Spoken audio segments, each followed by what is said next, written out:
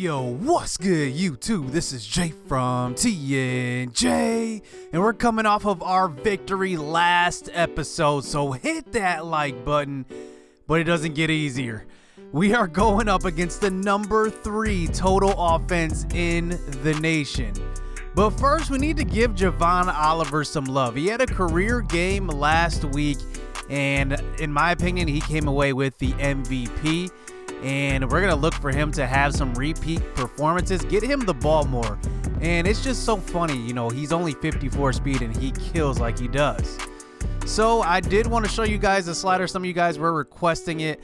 I showed them on the first video and they haven't changed since. The one thing I did change going into this episode was the face mask penalty. I did bring it down a little bit so that, you know, we don't have just as many face masks. And then you can see the CPU pretty much the same as what I started with. I put the CPU quarterback accuracy at 15 when I started the series, and you know, J-Kid Sliders recommends 5, but you know, 15 and 10, you don't really see like too much of a difference. You do see a difference between 15 and 10, but I haven't seen any difference from 15 beyond. I mean, it seems like the Cube CPU still makes every throw, so I don't really see a difference there. So just looking at our recruiting class going into the end of this season, we actually are still ranked in the hundreds, and kind of expected, but we do have 8 prospects signed, and Shaq Royal being the best one. But looking at the full recruiting map here, you can see most of our targets are in the Midwest. Going forward, going into next season, they'll all be in the Midwest because remember, I kind of made it loose in the first year. So here we go. Let's start out this first game here as we are at home, and Doug Johnson gets us going for a gain of 16. So now Adam Miller on a 3rd and 8 throws across the middle. That's Gerard Humphreys, but he's getting stopped before the first down marker, and we had to punt already on our first drive. So out comes Blake Barnett, the quarterback for USF. He's going to throw to the right side. That's Kronk right for the screen pass. And look at him fighting forward for a big gain. USF does have a few playmakers on offense, starting with their quarterback, Blake Barnett. He is a dual threat quarterback and definitely doing his thing this year. I highlighted Kronk right on that screen pass, and here is Darnell Solomon, their best receiver. He's got 810 yards receiving, almost at 1,000 on the year. So here is Barnett on a 3rd and 3. He's going to scramble up the middle. He's going to fall forward and get 5 yards. Man, where was our pass rush? We could have had a stop on that one. So now here's another draw play, this time to Concrete, and he is going to get 17 yards up the middle and a first down. So now at the 30-yard line, here's another carry up the middle. Look at Concrete. He's getting inside the 10. That's a 20-yard gain on that carry. So now 2nd and 2. Here's a handoff up the middle. Concrete gets in for the 2-yard gain, and that is going to be a 7-0 lead. So can we keep up with this high-powered offense? Here's Adam Miller on the first throw. Throw it across to the right side on the next drive, and that's going to be a 12-yard gain. So now on the next carry, here's Gerard Humphreys showing some strength, breaking a tackle, getting upfield, and that is a gain of 7 and a first down. So now under center this time, throwing out to left side. It's Marlon Yarbrough getting open. 12 yards on that one and a first down. So play action fake on the next play. Getting it right back to Yarbrough. He's got room upfield, and that's a gain of 14 as he's got 2 receptions early on. So now 2nd and 10. Here's a draw play up the middle. Humphreys gets a lot of room up the middle, but he's going to cough this one up. Kegler falls on it, and look at this. He is off to the races, breaks a tackle, but Rodney Ross will run him down. Take another look at this play. Gerard Humphreys just gets hit, and he just coughs up the ball, and they just catch it in the air, and they're off to the races. And wow, we thought we had a drive going, but they force a turnover. So now here's Blake Barnett with the throw on the next drive. Finding Roland out to the left side, and that's Rollin. Is it Rollin? Zion Rollin? That sounds better. That's a gain of about 12. So here's another throw out to Rollin. He's getting in for the touchdown, 8 yards out, and USF takes the 14-point lead. So we move this one on to the second quarter. Here is a throw across the middle, down 21-0 now. That's Rodney Ross for 7 yards. So now here trying to get the run game going this time to Doug Johnson, but he is going to lose 4 on that one. So now 2nd and 14, dropping back, and we do not have enough time to throw that one.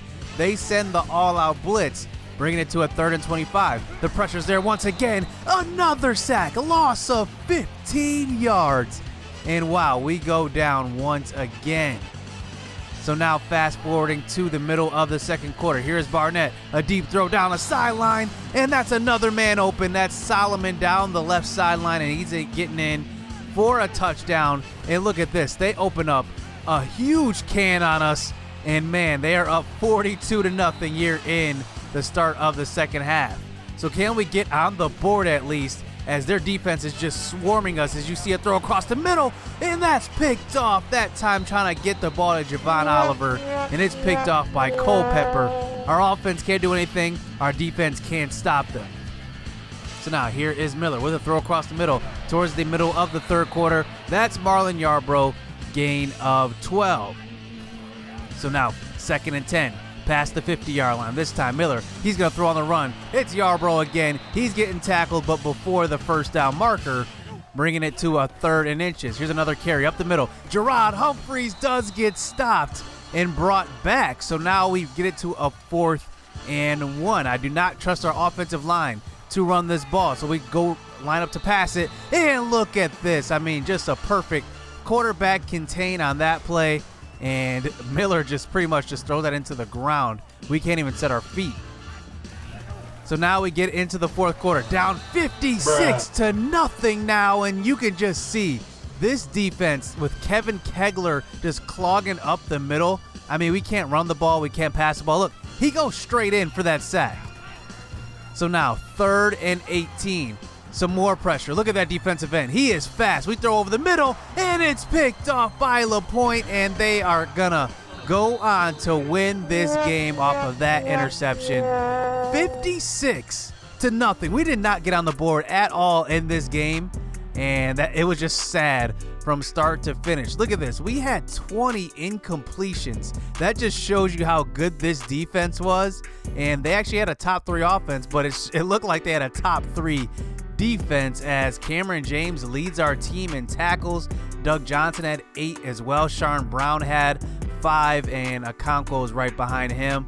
Blake Barnett went 17 for 24, 3 touchdowns, over 300 yards, and then Conkright ran for 100. So going into this next game, I do want to just take a look at something crazy.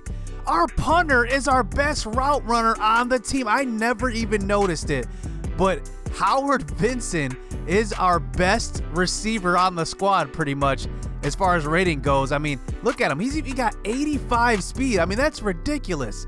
I actually cannot line him up at receiver. The game just won't let me, and you can't switch positions at all, obviously, until the off season. So I can't even put him in on offense at all. Even through formation subs, I can't do it. So that sucks, but I guess that's how it is. Probably going to change his position going into next season. But let's hop into this next game. Playing Houston, and they have 1 loss. We have literally the exact opposite records. 1-8 versus 8-1. So out comes Derek King, their senior quarterback. I think they're going to look a lot different next year, so they better take advantage of this great season. So Houston does have a good passing attack and a good running attack, led by Patrick Carr and Derek King. So now 2nd and 8. Here's a draw play out to the left side, and that is going to be actually a stop to bring it to a 3rd and 8. Can we get a 3 and out on the first drive? Williams throws over the middle, and that is going to be caught. That's actually Derek King throwing to Williams, and that is a gain of 20. So now here is Derek King, this time hanging it off to Carr. And we avoid the runner on that one. I don't know why. We just over pursued, and Patrick Carr 40 yards downfield. So now inside the 10-yard line, here is Carr on the next carry. He's getting in 7 yards out and a touchdown. So here we go, out on our first possession of this next game, game 2 in this episode. Here is Fabian, 6 yards. That's a great spin move on that one, but getting a gain of 6. So now 2nd and 4. We run the ball. Look who's back there. It's Slade Richards. Remember, he was our number 1 receiver going into this season, but I haven't had him touch the field at all, so I want to get him some looks, possibly at running back. So now here on a 3rd and 6, here's a throw out to the right side. That's our starting running back, Gerard Humphreys. He's got a gain of about 9. So now a 2nd and 10 throw here out to the right side. That's Marlon Yarbrough. He's open. Gain of 10. And take a look. Marlon Yarbrough is over 1,000 yards on the season. What a great year for the freshman. So here is Slade Richards still in the game, getting a carry on that one. That one's a better run, gain of 2. So now 2nd and 8, play action fake. This time Miller, he's going to take it himself and dive for the first down marker. And that is a gain of 9. So now 1st and 10, under center. Quick throw across the middle. That's Javon Oliver. He gets a gain of 14. He gets smacked on that one, though, and it's a first down. So 1st and 10, throw out to Oliver again. He breaks one tackle, gets around the corner, breaks another tackle. Look at him just fighting. Just remember Javon Oliver throughout this season and throughout this series. I mean, 503 yards receiving off of 41 receptions. Just think about that. There are guys that got drafted in the NFL draft, like Noah Fant, for example, went to the Broncos. Even Javon Oliver has better stats than him. I know it's a video game, but it's pretty cool to think about. But on the next play, we try to run the ball, and we get stopped. So that brings it to a 4th and inches. Like I said, I do not trust our offensive line. This time, Miller tries to scramble out and get rid of it. And we actually try to outrun the defensive end. We just lobbed it up there. We probably could have ran that through the hole between the guard and the tackle. That developed a little bit on that pass block situation, but we took a chance, got to the outside, but wrong choice. So here comes Houston back out onto the field, trying to run the ball with Patrick Carr. That's only going to be a gain of 1. So now a 2nd and 9. Here's another carry up the middle. This time Carr's got a lot of room up the middle. He breaks a tackle, breaks another one, and he's going to take off and be gone. Touchdown, Houston. Man, I don't know what's up with this defensive line. I mean, nothing we throw at opposing offenses works. So now on the next drive, here's Marlon Yarbrough getting a catch down the right sideline, and he's off to the races, and he's gone. Touchdown, Marlon Yarbrough. Wow, I don't know what he has, but he has it. He is just incredible. 75 yards. Nobody can guard him in the nation. I mean, nobody. No matter who they throw at us, Marlon Yarbrough is always finding a way to make an impact. So now here we are, down by 7 points. Marlon Yarbrough maybe gave us a little spark, but Carr puts us right back in his place. Big gain down the sideline, a gain of 26. So now 1st and 10. This time, draw play. We get the stop in the backfield. Finally, a loss of 4. So now 2nd and 14 from the shotgun. 3 wide receivers out there. Here's a throw across the middle. That's going to be caught by the tight end. They're going to get all of that back. And a first down, gain of 15. So now from the pistol, they love to run this pistol formation. Carr breaks a tackle, moves up the middle, and he's got a gain of 18. I mean, man, this guy cannot be stopped. He's already at 160 yards rushing. So on the next play, here's another carry, and they pretty much just pancake our entire defense. And wow, just like that, down 21-7. So now on the next drive, here is Javon Oliver. He's getting open again. That is a gain of 11 for the tight end. So now a 2nd and 5. Here's a deep shot down the right side. It's Rodney Ross. He goes up and gets it. And that's a first down. That's what you expect out of a 6'4 receiver. Just go up and get it at its highest point. And that's a big first down. So now we get into a 3rd and 11. Here's a quick throw across the middle. Marlon, he's got it. 15 yards and another first down on this drive. I'm really impressed. He's already over 100 yards. And it's not even halftime yet. So now on the next play, here's a toss play out to Gerard Humphreys. That is a gain of 6. So now we move this ball inside the 10 on a 3rd and 2. Here's a quick throw across the middle. That's Rodney Ross, all 6'4 of him. I'm so glad we gave him a shot. He's been pretty much proven that he belongs. So now on a 1st and goal, here's a scramble out to the left side. Adam Miller gets in for the touchdown. And we're hanging around in this game. It's a 7-point game. So here is Carr on the next drive. They're going to keep running him down and every play, and that is a gain of 10 yards. On the next play, a counter play. This time we have him stopped in the backfield, but look at him. He uses a stiff arm and somehow turns that play into a 21-yard gain. So now another play up the middle, and he makes a move on us right in the hole. Gain of 25, another touchdown. Houston's up 2 scores. So now we get the ball back. 2 minutes left here in the first half. Marlon Yarbrough on the quick screen pass on the motion play, and that is going to be about a gain of 4. So now under 2 minutes. Here's a throw out across the middle. That is Doug Johnson. Haven't heard his name at all in this episode. That's only a gain of 3. So now on a 3rd and 3. Here's a throw out to the right side. That's going to be caught on the sideline. Marlon Yarbrough, 17 yards and a first down. So now a minute left now. Miller throws across the middle. That's to Angel Fabian on a 3rd down attempt, but it's not going to be enough. So we do line up to go for it on a 4th down play. What do we have to lose? Here's Yarbrough over the middle, and he gets absolutely clobbered. And now we give the ball back to them. Less than 30 seconds left, but you know the computer. They're going to cheese their way down the field. Here's a throw across the middle. Keith Corbin, 19 yards. So 9 seconds left. Here's Derek King. This time throwing out to his running back. Breaks a tackle. Breaks another tackle. And somehow fights forward into field goal range, setting them up for a perfect field goal. Wow. I mean, that's what I'm talking about. The cheese there. I mean, we had him dead to rights. Somehow he breaks the tackles and gets into field goal range as we move into the second half. So here's a throw across the middle. This time Marlon Yarbrough continuing his dominance. How do you forget to cover this guy? I mean, he's literally pretty much not our only playmaker, but the one that makes the biggest difference on this team.